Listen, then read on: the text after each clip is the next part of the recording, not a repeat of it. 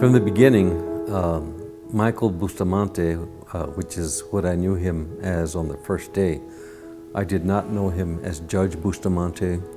I did not yet know him until the second day as Bustamante or Bustos.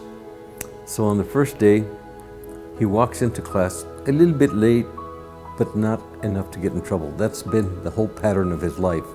He walks in all cool. He had the huge mustache, the MGM lion hair, and he looks around, and I knew right then and there he was going to be good judge material.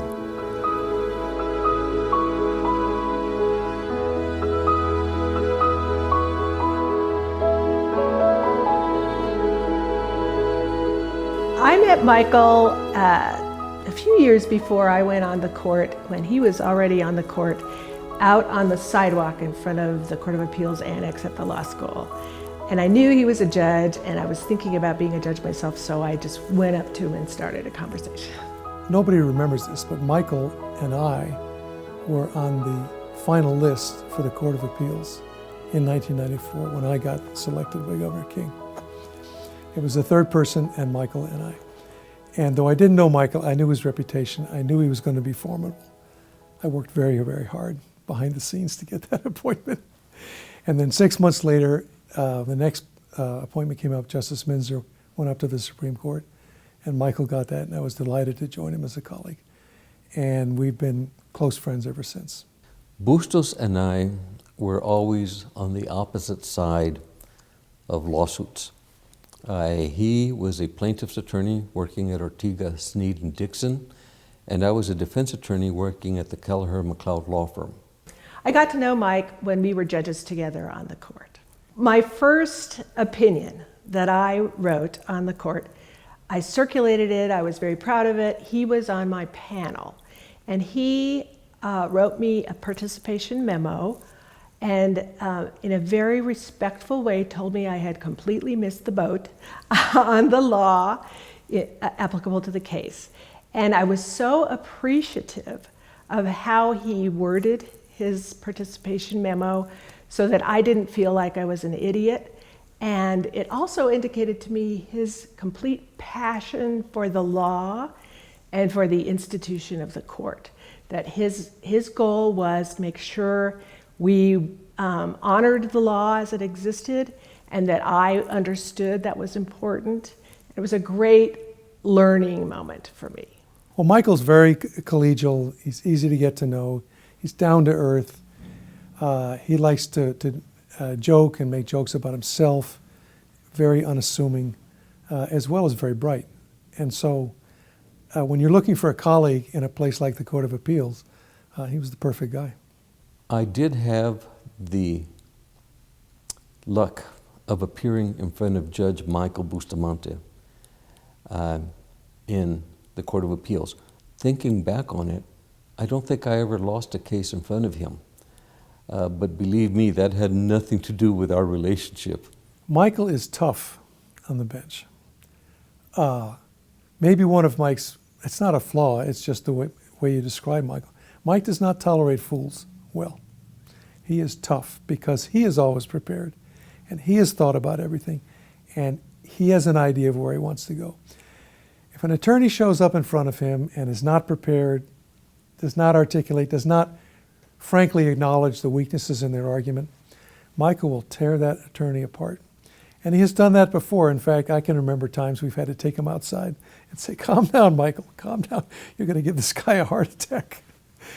He's very, very talented, and you know where he stands. As a lawyer, Michael Bustamante was always thoroughly prepared, professional, and ethical. I gave the earlier example of a deposition. He was the same way in the courtroom, and he was the same way talking lawyer to lawyer in the office or on the phone.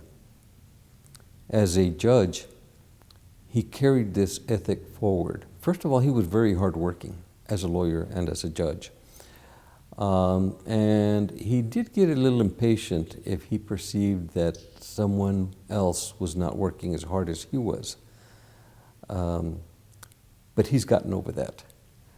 I think he always tried to hear out the other side. And in the end, that's what separates the great lawyers and judges from the mediocre lawyers and judges. Listen to what the other side has to say first. I would definitely describe Mike as a very thoughtful person. When he had a case, he would dive headfirst into it, and he would explore the law in every nuance. He gave a tremendous amount of thought to all of his opinions. A lot of times he would just wander the halls thinking about how he was going to go about deciding a case. Well, Mike is one of the brightest guys that I've ever met on the court. He's one of the hardest working. He deeply probes into all the issues. He's analytical. He has a sense of fairness and justice and looking beyond just the issues, looking beyond just the page to the ultimate result and the consequences for society. He's very conscious of all that. As a family person, Michael Bustamante has a deep, abiding love for his family and for everybody else's family. We served together on the board for the St. Charles School. And he just loved the kids, he loved the schools, he supported the nuns. He put in a lot of extra hours for that effort. And it was not always an effort that was very much appreciated. And you don't know that until you serve on such a board. And he did. He gave it his all. And I was very proud of him, and I still am. Michael is still the same kid who graduated from Grants High School as a journalism student and went to UNM with a love for language and words and ideas. Years later, with all his success, he's the same guy. He's just a regular guy. And to me, that's the best. Michael represents the best of New Mexico, coming from humble roots, great success, and yet it never changed his head. One of my favorite things about Mike is his sense of humor, and I think everyone would agree that he has a great sense of humor. He is a consummate teaser. He would wander the halls and tease everybody, judges, staff, everybody. He was also very good at self-deprecating humor. He was perfectly happy to be the butt of his own jokes. On a couple of occasions, I am told that there was streaking that went on at the law school involving our law school class. Can you believe that? So one of those was in the moot courtroom during an actual trial with Judge Rosier Sanchez. And Bustamante was not part of that.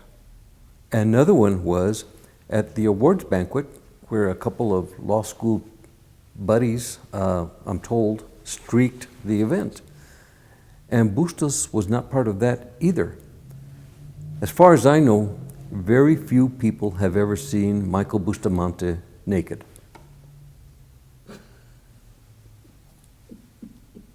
I saw Mike's passion for the law school in a number of ways. For one thing, if it weren't for Mike, we would not have this building that we're sitting in this very moment, because he alone sweet-talked the regents into letting us lease the land that the building sits on, and he was the guy who sat in the legislators' offices and begged them for money.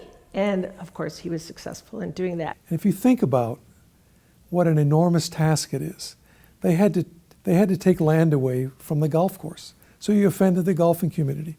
You had to satisfy all the neighbors in the university area, all of whom are highly educated and concerned and know how to make their opinions noted. You had to deal with the UNM bureaucracy and get that through. And I don't know UNM well, but I know bureaucracies, and that's a tough job. And then finally, you had to deal with the legislature and the governor, and you had to get money. And that's almost impossible to do. Michael is the guy who deserves the lion's share of the credit for that. It's the Justice Misner Center, and appropriately named after Justice Misner, but frankly, someday I'd like to see Michael's name on the building as well, because I think he deserves that. He's also passionate about the law school in terms of just how much he wants to give. He was never, he never turned down the opportunity to judge a moot court team. He taught his class for several years. He gave tours to prospective students, to admitted students. He just offered himself up wholeheartedly and with tremendous love to the law school, because it is, after all, his law school.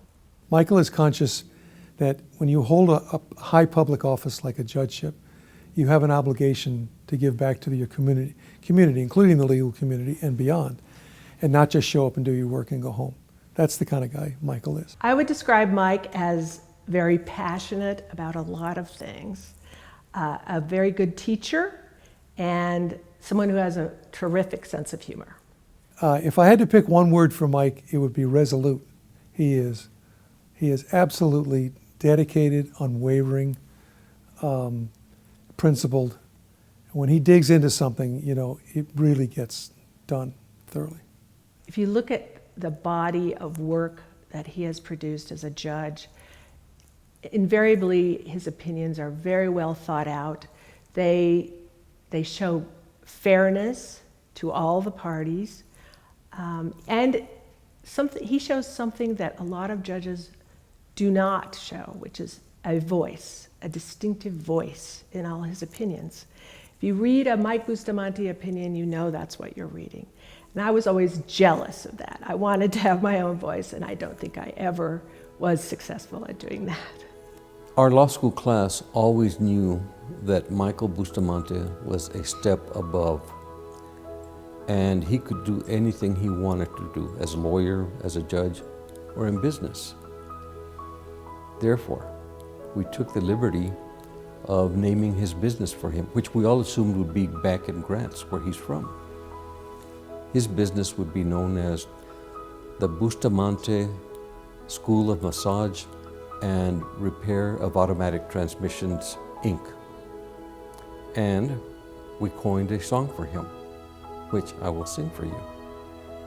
Bustamante, Bustamante, Bustamante, B-U-S-T-A-Monte, Bustamante, Bustamante, Bustamante. Thank you. I think he's made the law school very proud.